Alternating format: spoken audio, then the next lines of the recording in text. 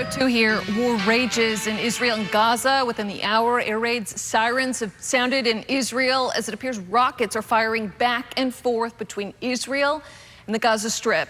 Israel's hit more than 800 targets in Gaza so far, according to its military.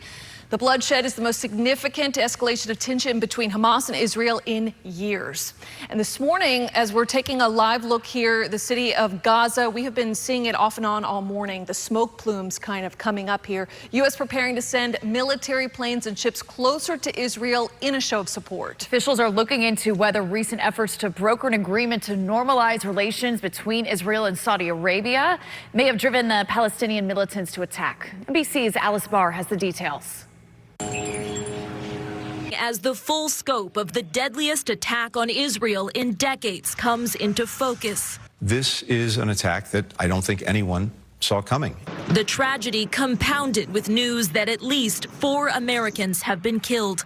The Senate's top Democrats saying that toll will rise after lawmakers were briefed on the latest developments. Americans who managed to make it out of Israel describing scenes of horror. There were rockets above us all day.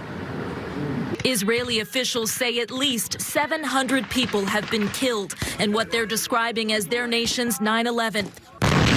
Israeli airstrikes now hammering the Gaza Strip after the ruling Hamas militant group in Gaza attacked Israel on multiple fronts Saturday morning, raining rockets into Israel, while Hamas fighters infiltrated, in some cases by paraglider, as this video shows. A music festival in the Israeli desert, one of their first targets. 260 people were killed here, many more taken hostage. As the hostage crisis unfolds across the country, this Israeli father desperate to find his kidnapped wife and 2 young daughters. They are babies, and my wife, they are my only family.